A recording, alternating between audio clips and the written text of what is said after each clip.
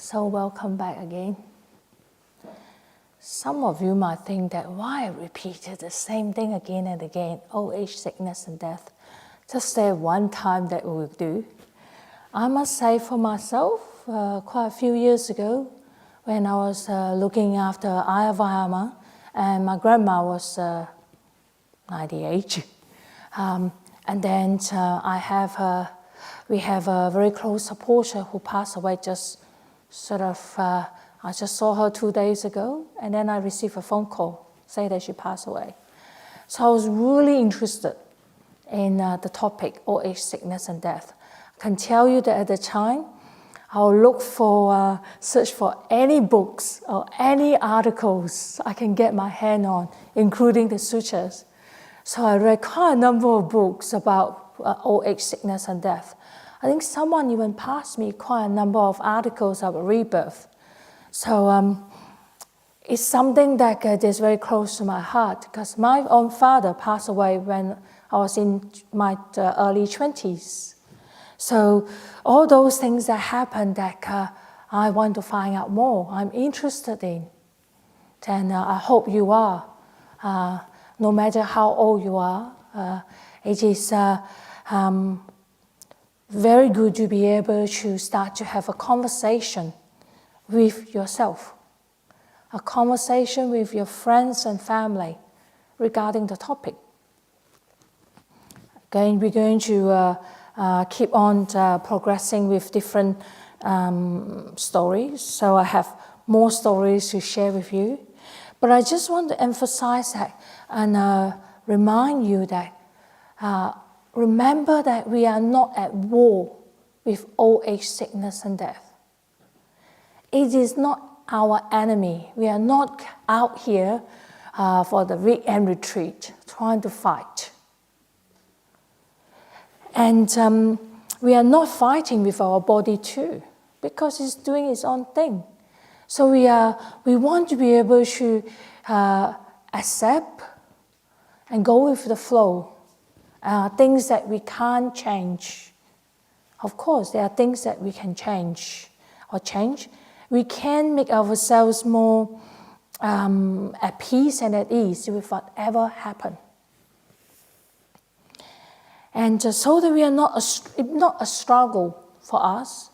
And remember, old age, sickness and death, they are not a tragedy. Unless we are familiar with it, we are having a conversation about it, contemplate it, then it's no longer a tragedy. It is a part of life. It's hard to sing in, including myself. Okay, I was with my grandma and Ayya at their time of death. So it's still not, I don't think it is the first few months it hit really hard. It's very fresh in the mind, but not with over time. So we need to repeat it again and again, to contemplate it again and again. I bet all of us, after this weekend retreat, we are not going to do much about it after that. So it's good to, unfortunately, you have a big dose of it this weekend. And I'm going to share with you some more stories. This is my own story. I was at Bandar Cancer Center in Subiaco. Most of you will heard of it, Bandar Cancer Center in Subi. I think next to St. John of God Hospital, or close to St. John of God Hospital. And I was there, I was just standing outside the toilet, waiting for someone. And while I was just standing there, at the corner of my eyes, I saw a lady on her drip stand, walking with her drip stand. Just walking past. I caught myself, when I just saw it, I caught myself that I turned my head instinctively away. She's not walking in front of me, just at where Sharanga is. I at the time just could not understand for a minute why did I turn my head away. Then I realized I could not bear to see the suffering and pain of that person in front of me. And I recognized that the fear and anxiety in myself, because it could be me. I actually went there for my own investigation. That's why I ended up in the center. But when I saw someone walking past, I thought, it just come to me. And then when I caught myself, turn my head away, I make a very big effort, a gigantic effort, to turn to look at this person one more time. I'm very grateful for that, because I was really shocked that I turned my head away. When I look at her one more time, this time I was standing there watching this lady. She happened to be a lady. That's another fellow beings on the path called life, samsara, facing sickness, possible death, and facing suffering and pain. I realized that the fact that I turn away is I can't bear to see the suffering and pain in her, and I also can't bear the possible suffering and pain in myself. So I encourage all of us to look and contemplate, so that we can bear to look at our own pain and suffering, not just others out there. To me, it's a very powerful moment to recognize and aware of the fear and anxiety in myself, because I was there I had my own investigation. And I'm grateful. I was grateful at the time that the training, I was already a nun, the training and the practice in Dharma gave me the willingness to be there, not to run away, even though I did momentarily run away from the pain and the suffering that I was witnessing. And of course, it projected to myself as well. So that's very important. That's why I encourage all of us to have a conversation with ourselves and with the family members about that. And there's another story. It's a true story that people told us about. That one of our friend, that her husband diagnosed with Alzheimer's. She told us that after the diagnosis, the family members, this person have some more brothers and sisters in the family, never called or visited. I can understand. Sometimes you could understand, because most people do not know what to do. It's not that they think that they will get the disease themselves, having Alzheimer's. It's they do not have the skill to how to deal with the situation. Like your own brother got Alzheimer's, what to say to them.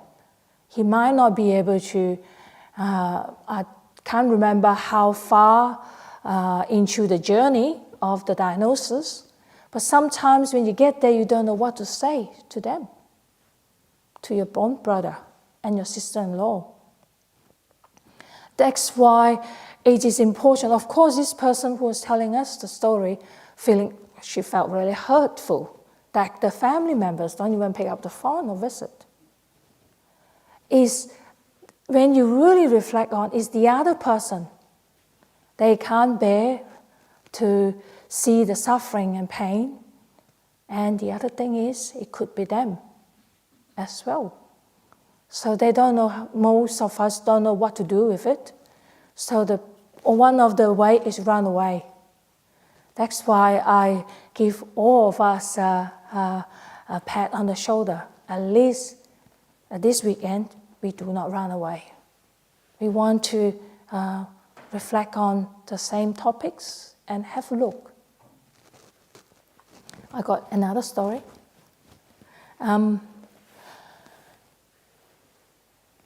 Sometimes it is very important for us to be able to stay in the present moment, just to be aware of what is happening, like what happened to me when I saw this lady who was on the drip walking past me.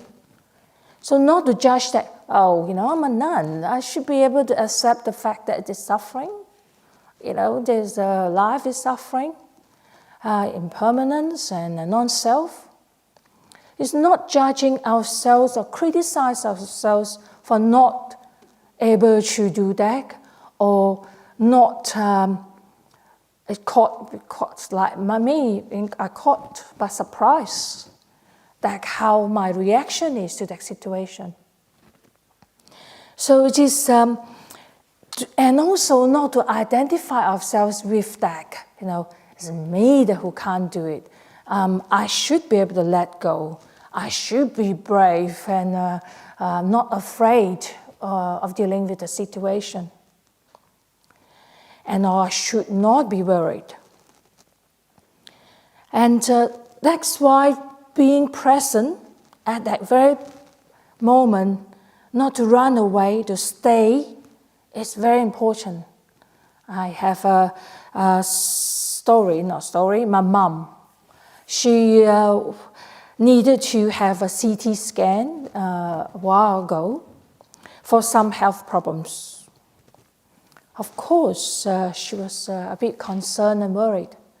But my family members was teasing her, say that, yeah, you are frightened, yes, all and say whatever that my brother or the family members did. So she said, no, I'm not afraid. No, it's okay, no problems, I'll go. That's what she said. I was talking to her over the phone because I heard all the teasing, from my family members as well. And I told her, that's okay. It's normal to be afraid or frightened. She's not frightened of most of us are not frightened of the disease itself. It's inconvenient. Most of us do not want to have diabetes or any of the conditions because you need to go through treatment, take tablets, have injections, or it's a hassle in a way. But that's life. But one of the major fear and anxiety is death, of course. So she was concerned about the results of her diagnosis. And I did try to encourage her. It is perfectly okay. That to be frightened. Because you don't know what's going to happen. And she, even though you're trying to explain to her the procedures, she don't really understand. She don't like the pain. None of us do, including myself. So the fact that we do not need to pretend that, I'm brave enough or whatever, that in our mind, or we are telling ourselves, until we are honest with our own feelings, honest with how we feel, then we can offer that the non-judgment to other people. We can offer that as a gift to other people, that they are allowed to feel fear, anxiety, frustration, all those, however you feel, or relief that finally the suffering ends, or relief that you know the results of your diagnosis, whatever emotions that you felt in your heart.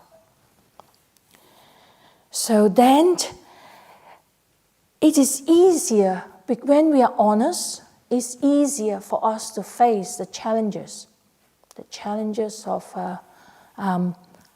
the three characteristics of phenomena: the dukkha, the suffering, anicca, impermanence, and anatta, the non-self. the out of controlness of life.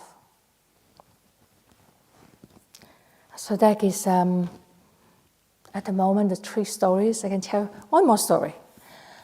When I was saying that, we need to reflect on again and again, when the impermanent strike, old age, sickness, and death strike, the bell strike for us, the real time, big time, we already have tools. You already thought about it, think about it, and contemplate about it, or familiar with it, because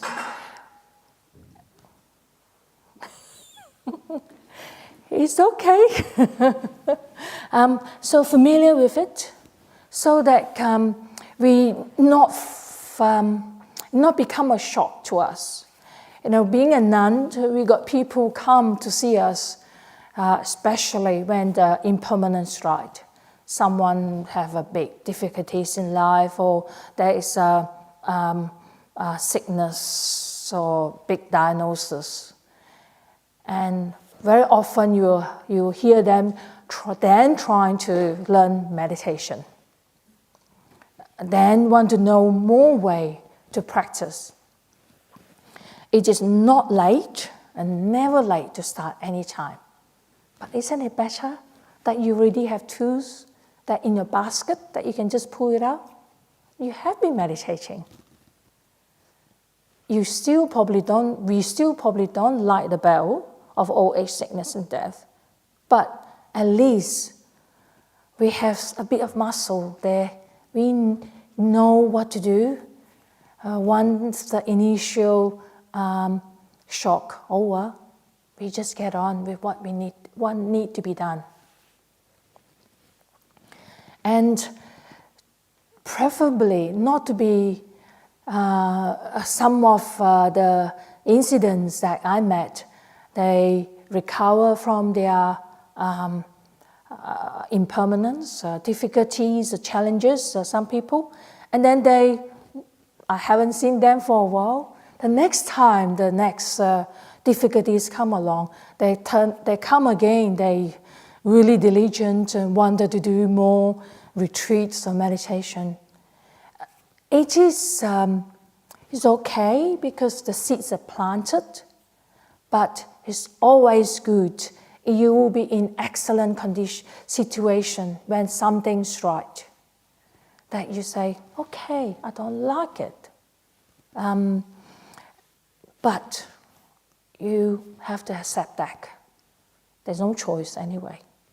And not just I say, the Buddha say, that's reality of life.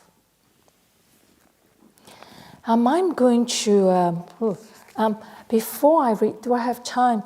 I want to go through now some tools that we can use. I can't do a full scale of it. Basically, we have the Noble Eightfold Path that we can take days to talk about. All the tools and techniques and things, practices we can do to help us, to support us, to guide us through any of these challenges.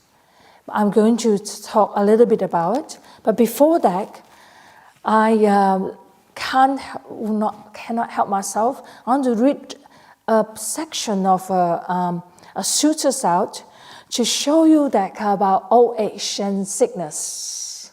This is sutas from Majjhima Nikaya, the middle-length discourses. I'm reading out these sutas, trying to demonstrate to you that it's not me who said that. It is a universal truth. Most of us have the faith in the Buddha. So the Buddha is the one that, the teaching from the words of the Buddha. And this particular one is not. It is a conversation, it is from Majjhima Nikaya, Sutra 82. It's called Ratapala Sutra. So it's a conversation between a king and a venerable Arahat Ratapala.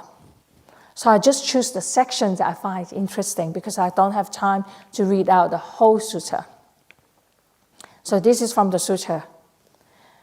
Master Ratapala So this is the monk, Ratapala, and the king is asking him a question.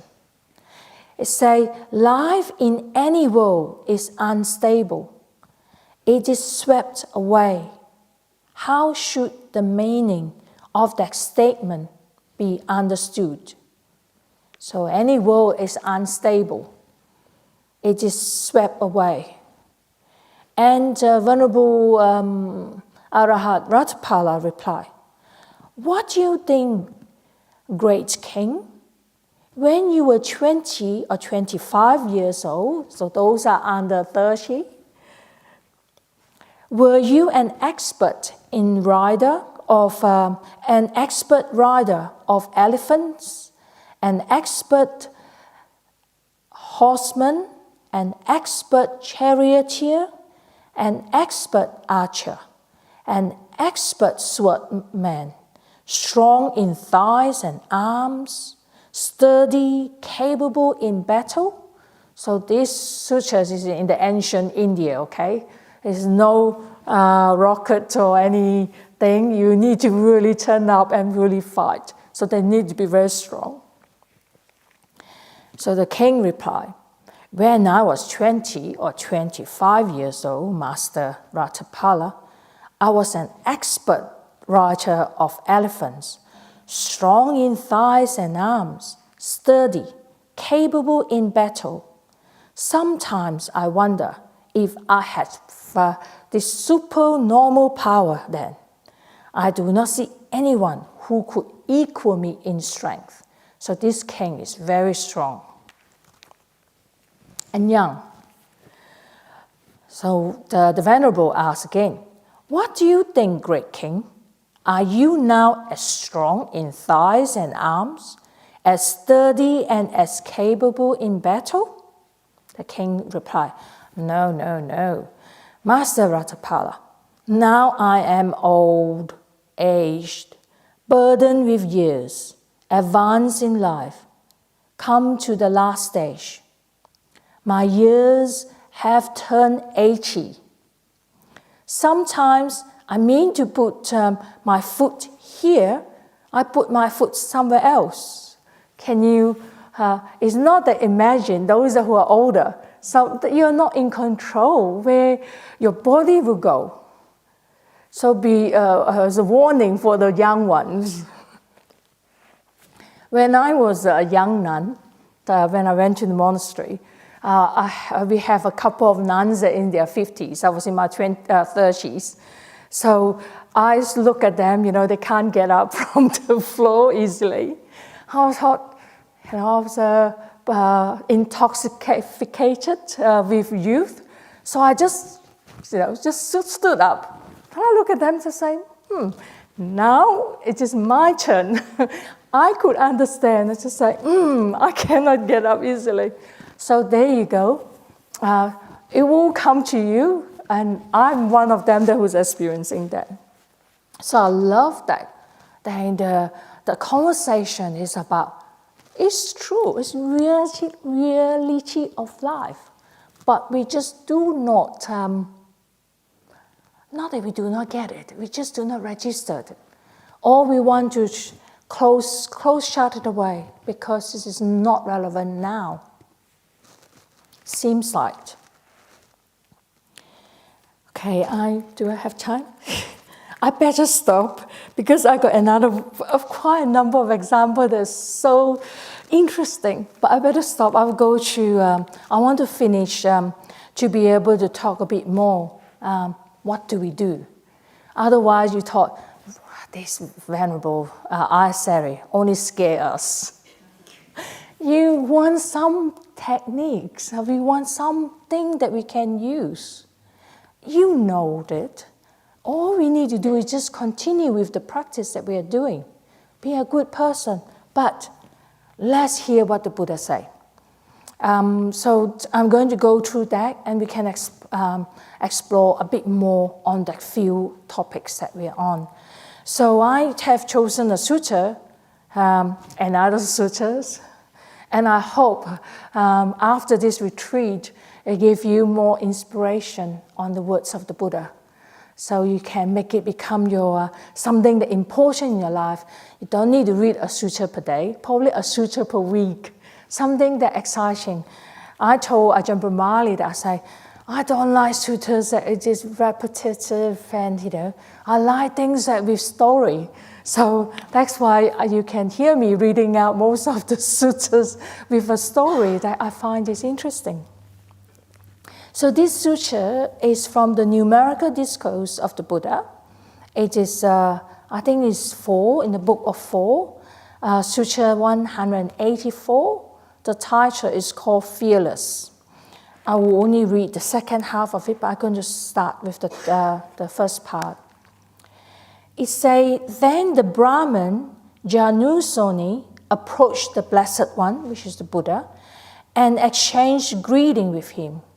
Then, sitting to one side, he said to the Blessed One, Master Gautama, I hold the thesis and view that there is on one subject to death who is not frightened and terrified of death. And Buddha is, they are having a conversation on what do you mean by fearless? Most of us are frightened and terrified of sickness and death. If anyone who is not, please come to see me later on. So I'm going to read out, there is 4 things that the Buddha say. And Brahman, who are those subject to death? It said death, but to me, remember, sickness as well, that are not frightened and terrified. First one, here someone is devoid of lust, desire, affection, thirst, passion, and craving for sensual pleasures. When he incurs a severe and debilitating illness, he does not think, alas, the sensual pleasures that's dear to me will leave me, and I will have to leave all those sensual pleasures behind. He does not sorrow, languish, and lament. He does not weep, beating his breast, and become confused. This is one subject to death who is not frightened and terrified. So remember that when I explained the 8 precepts, there is a few of them that talking about sensual pleasures, sleeping on luxury bed, and the entertainment and adornment. Even the poem, Honorable Bhikkhuni Ambapali talk about she got gold anklets or gold rings. So all those are sensual pleasure. Anything that we touch, taste. So the Buddha was encouraged saying that, if you are not have a crave for this sensual pleasure, then it is easier at the time of when we have sickness and death, that we do not feel that, I will not be able to experience those things anymore. So this is a story that I would like to share first before more stories. I was with my family members. I went to Malaysia. I was born in Malaysia. So I went to visit my mom and the families. And they love food. They would drive for 2 hours to get to a particular food or store or something. And they was trying to tell me that, come back to stay in Asia, the food is so good. I was sitting there, I could not tell them that I will not be interested in eating anything if we just need to drive for 2 hours to get to a particular place, no matter how famous is the store, how delicious is the food. I could see the difference after all these years of being a monastic, because it's no longer something that I chase after. So same thing for you. the more that you keep on practicing, those that is not the most important thing in your life anymore. I bet, well, in Perth, none of us will drive 2 hours to go to have a taste of certain food, because 2 hours is a bit long time to drive. But yet, my family members do. They even say, come back to stay, the food is so good here. I thought, I cannot explain, because for most people, not familiar with talking about old age, sickness, and death, about sensual pleasures, they will want, that's what we are chasing after. Actually, after saying, I'm going to go through this, and I'm going to give you another example from the same sutras, Ratapala Sutta.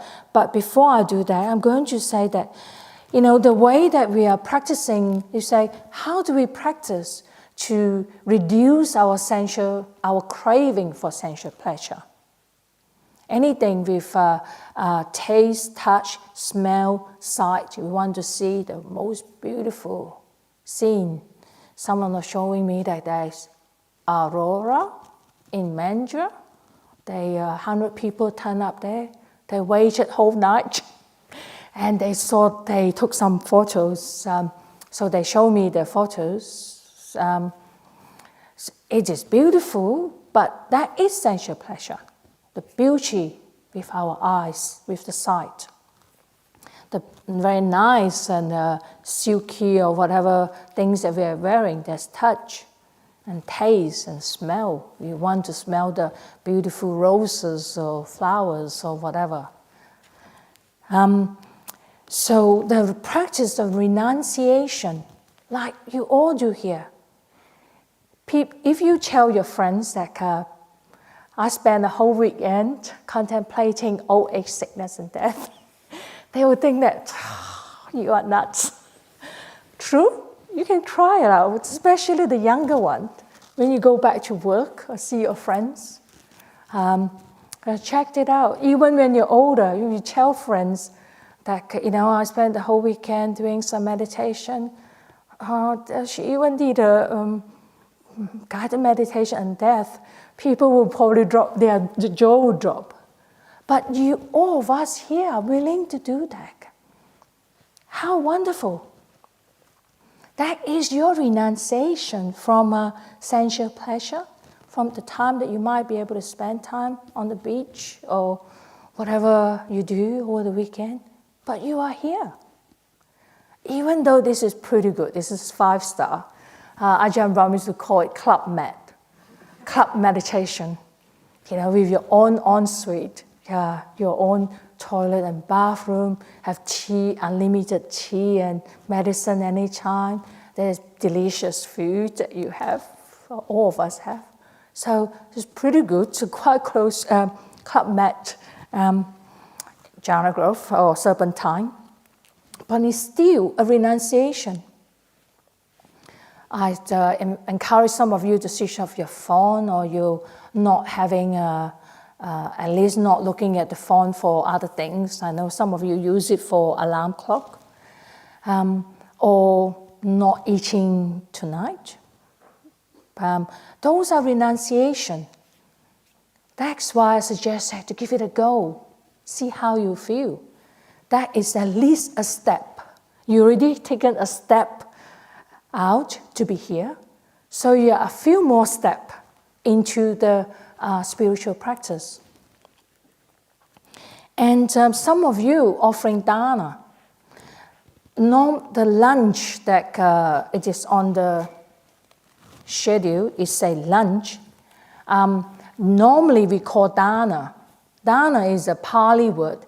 It actually means generosity, giving.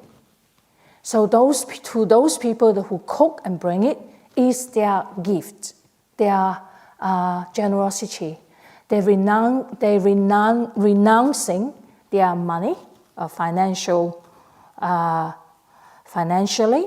They're renouncing their energy and time.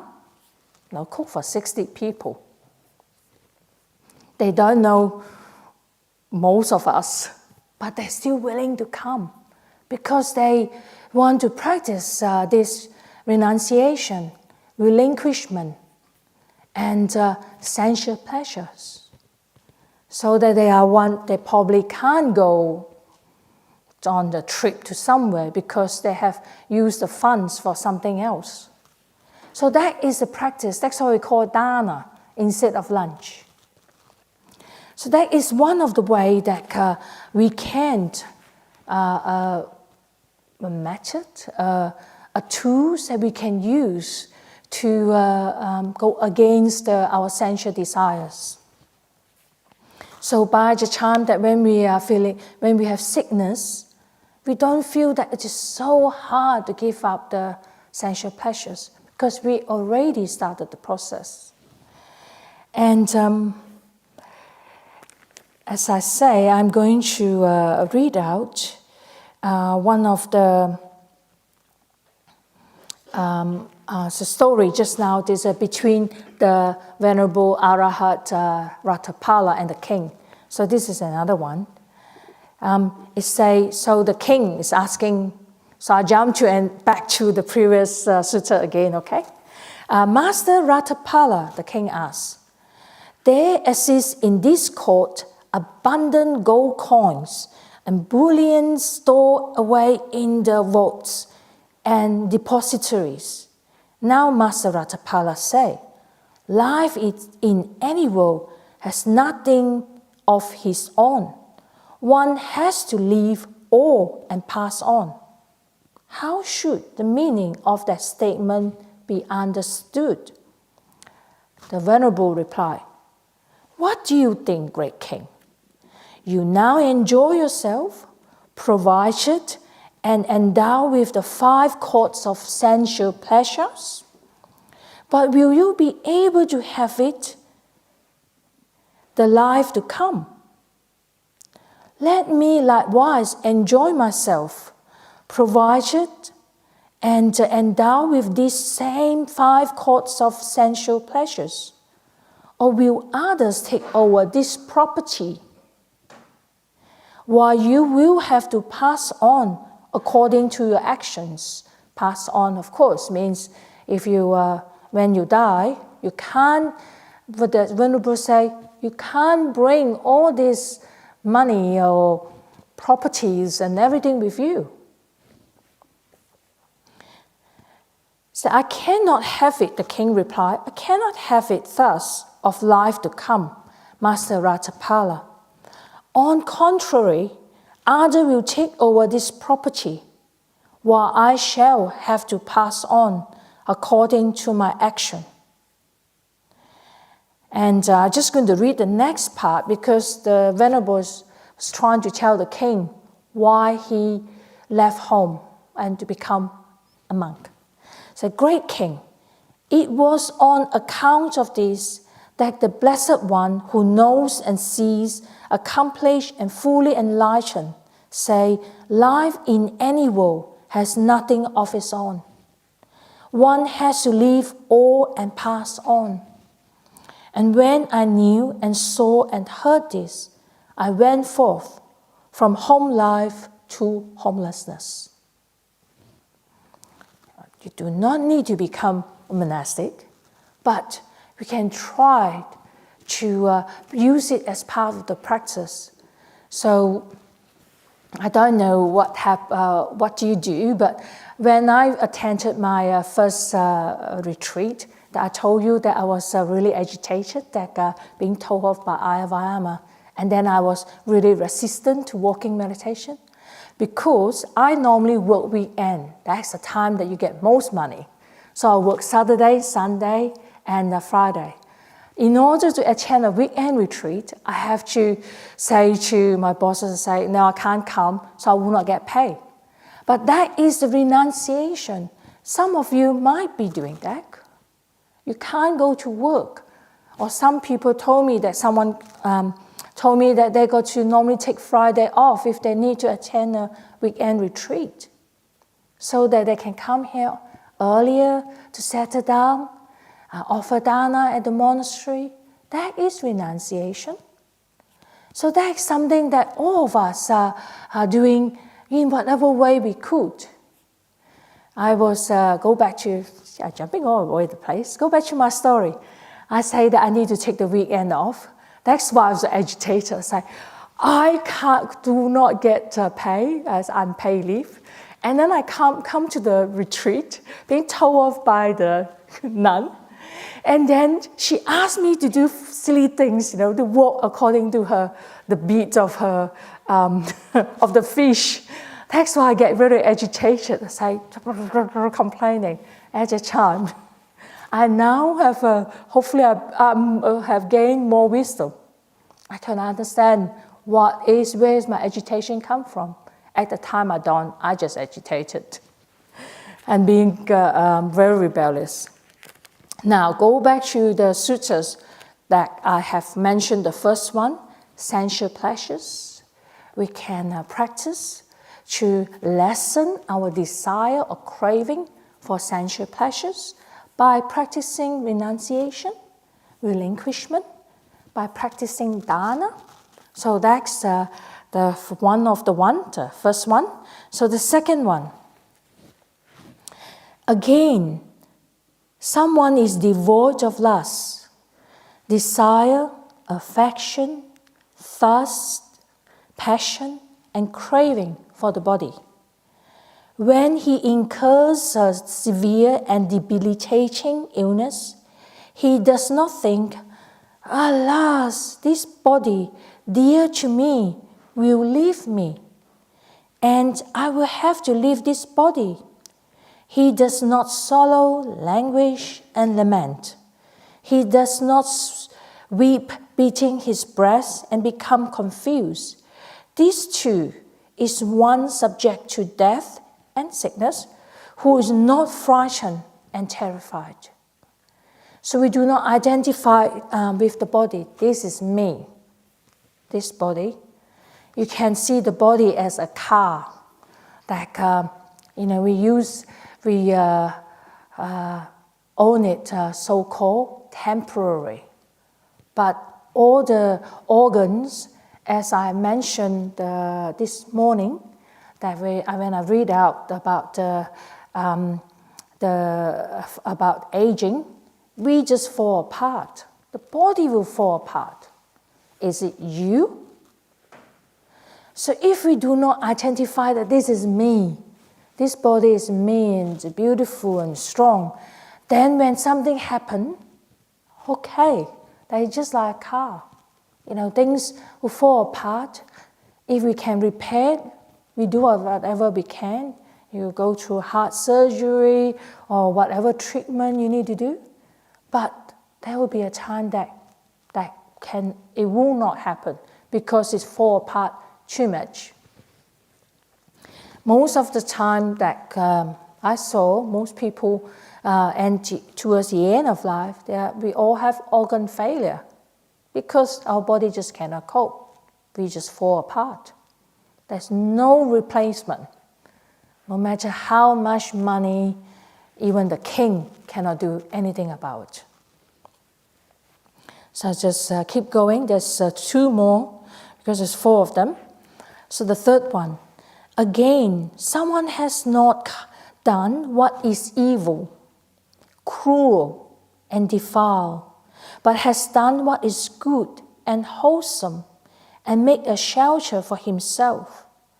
When he incurs a severe and debilitating illness, he thinks, indeed, I have not done anything evil, cruel, and defile, but I have done what is good and wholesome, and make a shelter for myself. So when I pass on, I will meet the appropriate fate. He does not sorrow, languish, and lament. He does not weep, beating his breast, and become confused. This too is one subject to death, who is not frightened and terrified. Personally, I consider that is one of the very important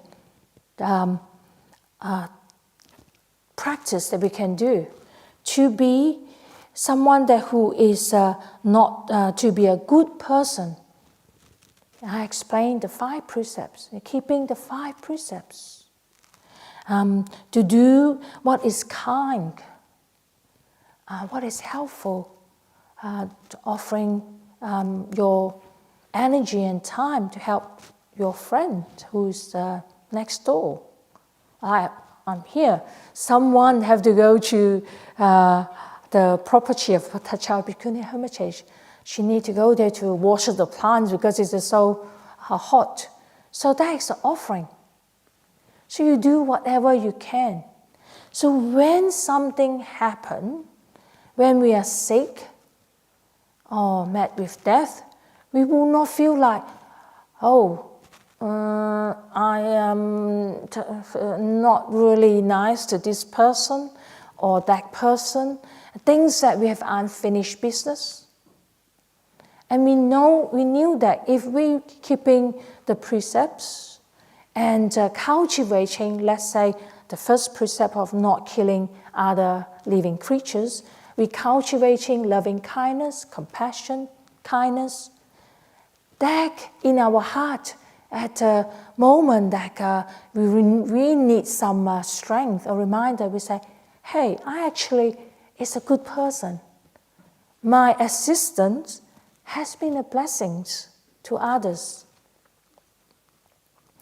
Just like those people who are volunteers in the kitchen, they're cooking, they have this, let's say Christina, she's not here. She has been working so hard, more than her job description. She's cooking in the kitchen, helping with the retreats. But she told me that she's very happy to do that. It brings her lots of joy and happiness. And like Saranga, who is a manager, they all do whatever they can. They bring them the joy and happiness. And that is what we can cultivate. That we are talking about a good person. There's no good or bad person in such. We are trying to be kind and doing whatever we can. And the 4th one, again, someone is unperplexed, doubt-free, and decided about the good Dharma. When he incurs a severe and debilitating illness, he thinks, I am unperplexed, doubt-free, and decided about the good Dharma. He does not sorrow, languish, and lament. He does not weep, beating his breast, and become confused. These 2 is one subject to death who is not frightened and terrified. Basically, it means that you take the 3 refuges. You have faith in the teaching of the Buddha. You understand rebirth and know that, have confidence that you did whatever you can. All of you, all of us are here. It is so encouraging that do not forget that you are here, spending your weekend. Imagine that this, I don't know how many hours you can calculate for me, 48 hours at least, that all you have done is all the kind things, reflecting on old age, sickness, and death, and consider practicing dana and renunciation. You have done nothing to cause us harm to any other beings while you are here. That is, I would say, sadhu, sadhu, sadhu. Rejoice in that. Whatever you do before, we are not going to worry about it. But these 2 days, at least, all of us have the opportunity to do that. So that is great job, great work. So be very happy with yourself.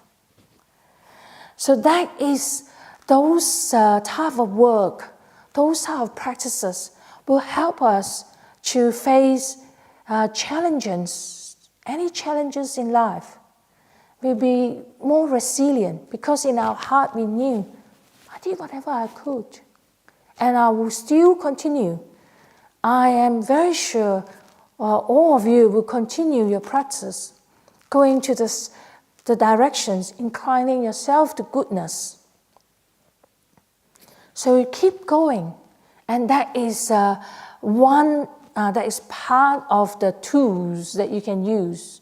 There's many that we can talk about, but that's all I have time to go through in more concise ways that I would say, and keep on practicing. And the willingness, once we are willing and open our heart to whatever just happened now, we will open our heart to our fellow beings on the same journey. That itself is an offering, it's a gift. So remember that. All right, I think we need to go through our meditation for about half an hour.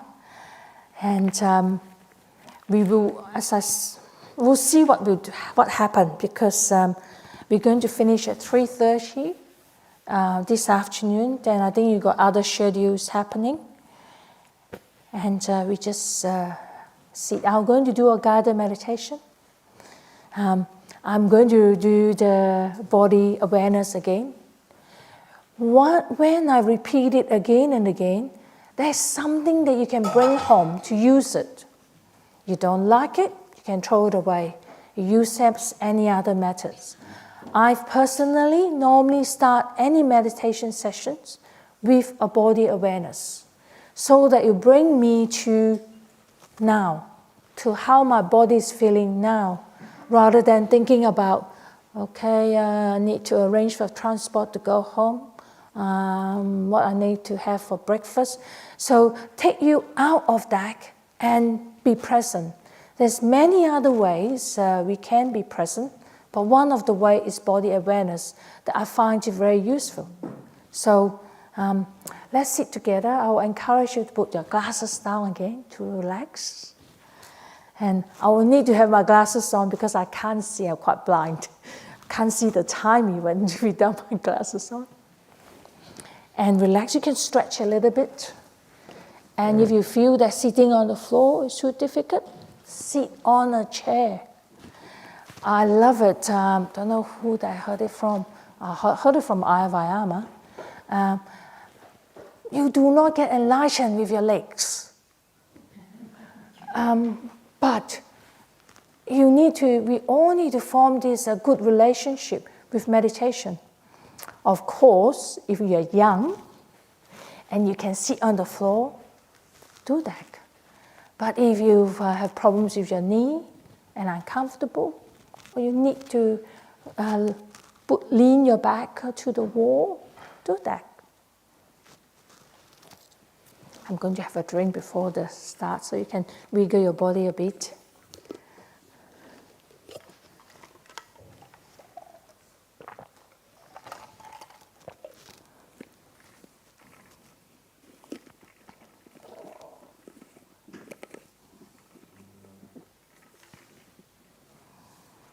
I also encourage you, if you would like to join Shranga for the yoga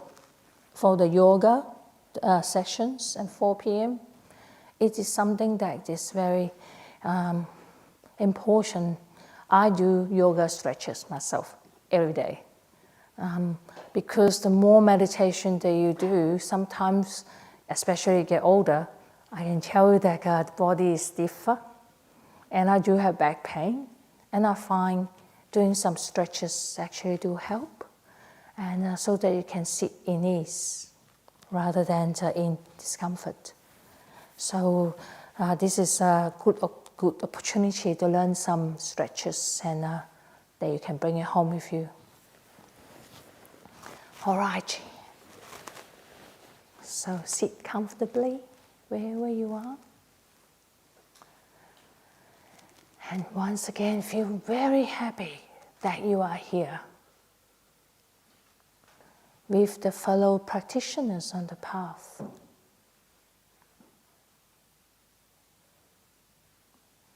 and you're in a safe space.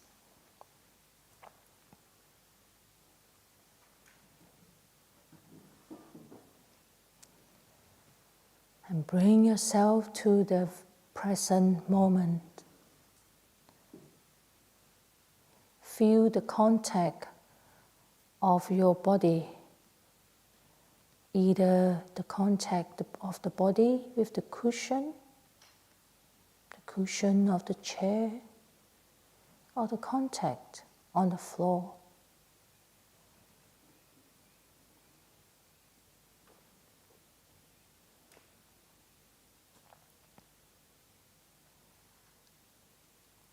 I'm going to start the meditation session with body awareness.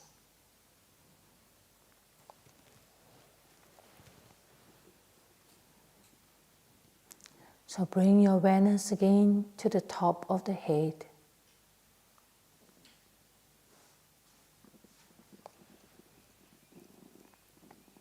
Slowly move down to the forehead. And bring your awareness again to the back of your head.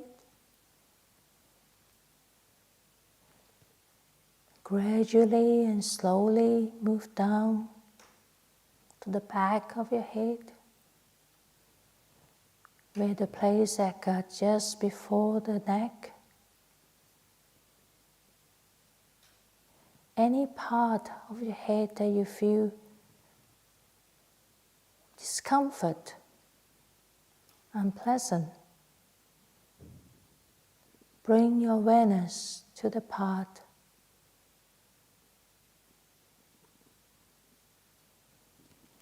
And then let it go.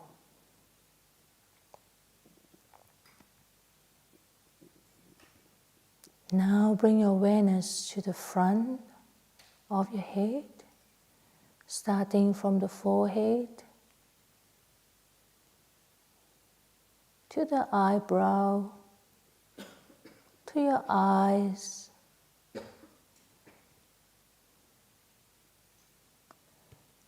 to the nose, to the cheeks, to the mouth, to the chin, and gently remind yourself to relax.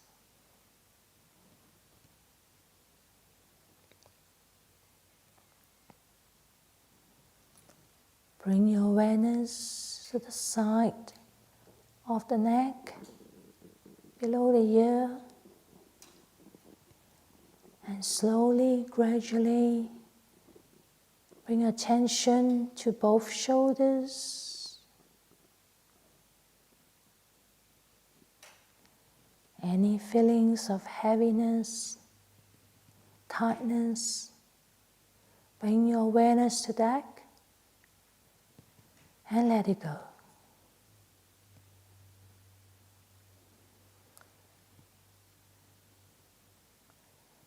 Now bring your awareness to the top of your upper arms, gradually moving down to the elbows, to the lower arms, to your wrist, to both hands, to the bottom of the fingers, gradually moving up to the tips of your fingers, and let every tension and stress go.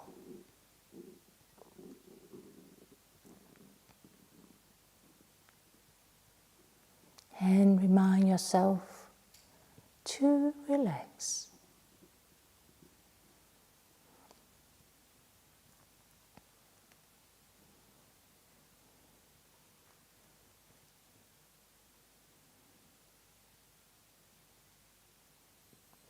Bring your awareness to the front of the body.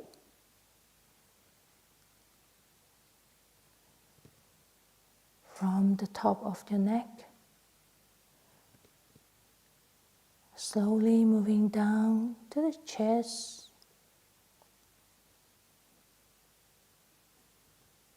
any discomfort you feel, palpitation, tightness, bring your awareness there.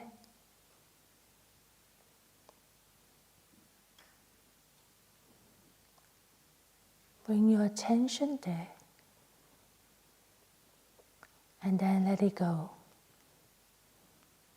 Like you're acknowledging the presence of discomfort, a bit of a loving kindness, and then let the parts go and move to the next area.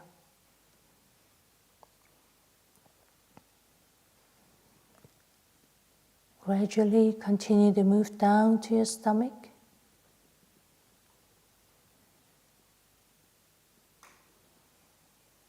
To your groin area, and remind yourself to relax.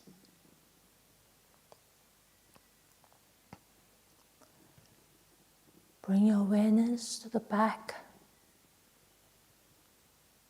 from the back of the neck, moving down slowly and gradually, along the spine, part by part, giving your gentle and kind attention all the way to the waist, to the buttocks. And remind yourself again to relax.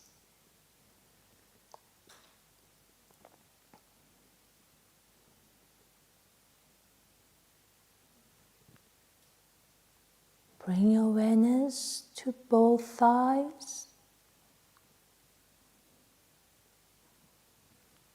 moving all the way to your knees, to your lower legs, to your feet, to the toes,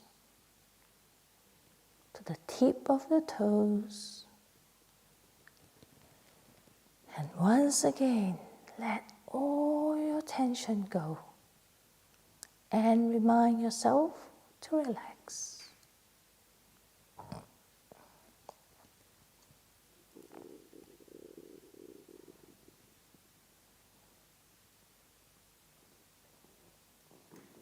And stay a few moments in silence, in the present moment of silence.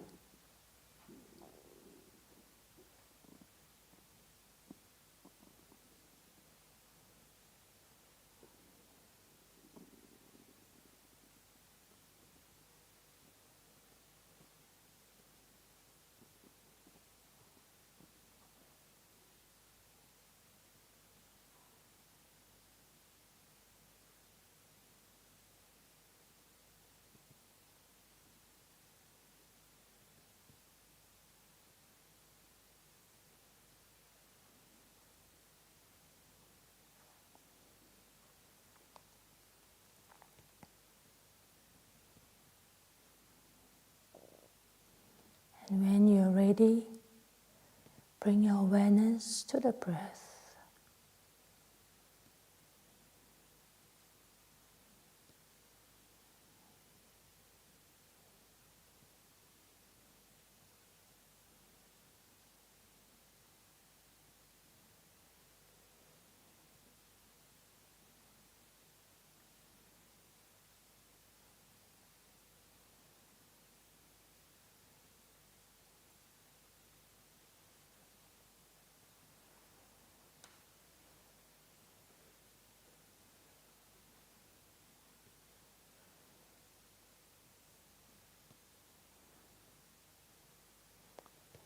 Give your full attention to the breath, whether it is a long breath or short breath,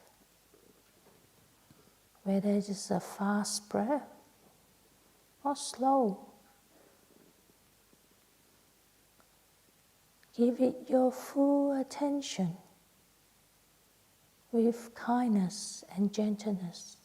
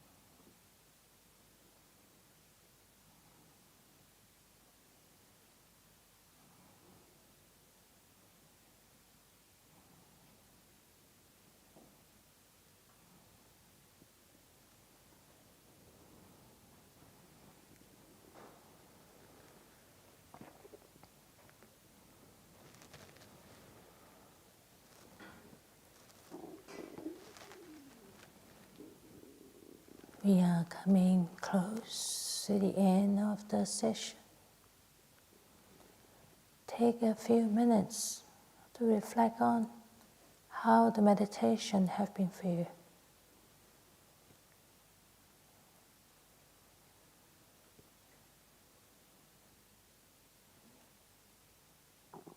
You're more relaxed or you're more agitated?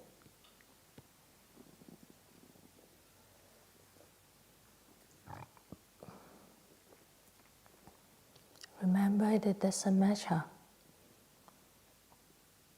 As long as you are present here.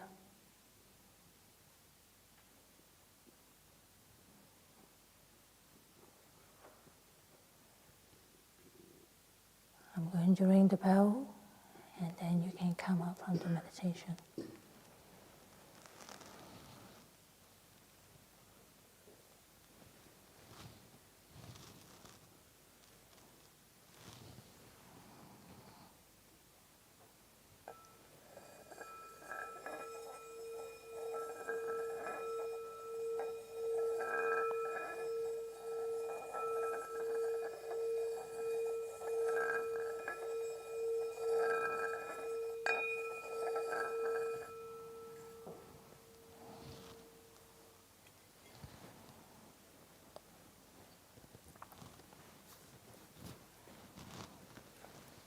You can continue to sit here, or you invite you to spend half an hour on the walking meditation.